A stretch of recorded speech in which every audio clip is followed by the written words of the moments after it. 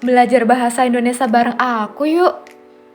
Hai teman-teman semua, saya Sri Laila dari kelas Bahasa Indonesia G517 dengan MPM akhir 052. Di sini saya akan menganalisis sebuah artikel, memperbaiki dari segi ejaan, mulai dari penggunaan huruf kapital, penggunaan huruf miring, kesalahan pembentukan kata, kata tidak baku, kesalahan penggunaan afiks atau imbuhan, dan juga penggunaan kata hubung dalam sebuah kalimat. Kita koreksi sama-sama ya.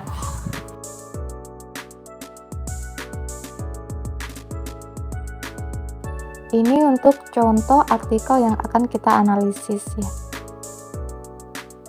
Mulai dari judul. Di sini huruf P, M, dan S-nya ini seharusnya ditulis menggunakan huruf kapital. Terbit di Kompasiana. Kompasiana ditulis huruf miring karena Kompasiana itu media massa ya. Selanjutnya paragraf pertama.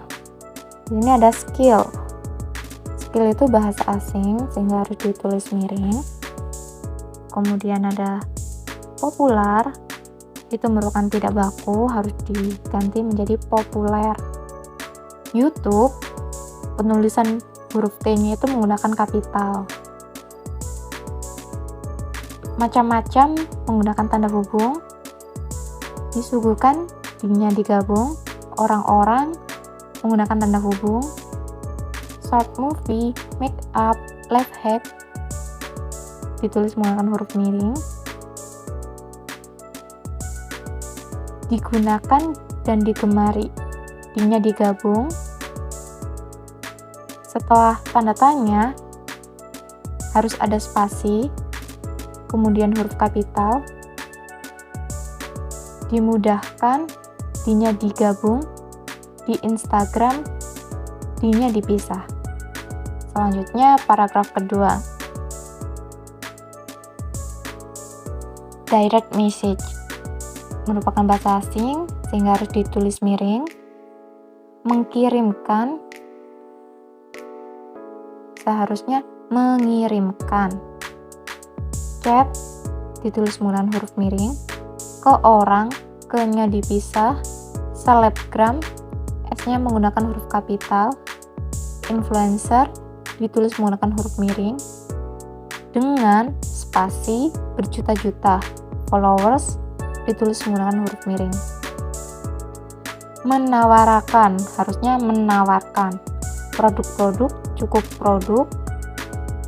Endorse, followers, influencer ditulis menggunakan huruf miring.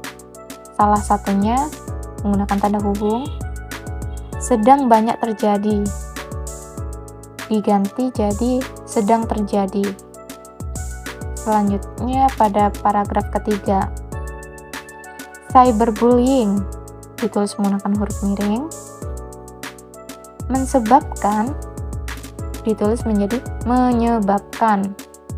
Mensebarkan ditulis menjadi menyebarkan. Stres karena bahasa asing harus ditulis menggunakan huruf miring, atau kalau dalam bahasa Indonesia S-nya cuma satu, stres. Adanya tidak perlu menggunakan tanda hubung. Selanjutnya pada paragraf keempat. Digunakan, D-nya digabung. Mentawarkan, seharusnya menawarkan. Fake account ditulis menggunakan huruf miring. Dibuat, D-nya digabung. Buzzer ditulis menggunakan huruf miring. Menyerang atau memberi, tidak perlu menggunakan spasi di garis miringnya. Komentar-komentar, cukup komentar. Fake account tadi huruf miring. Orang-orang, tanda hubung. Memikirkan seharusnya memikirkan.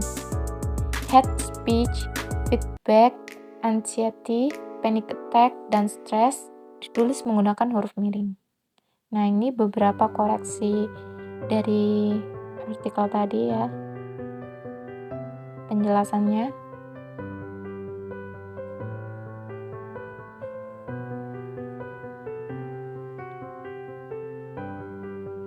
Sekian dari saya. Apabila ada kesalahan, boleh kalian komen dan koreksi sama-sama ya. Terima kasih.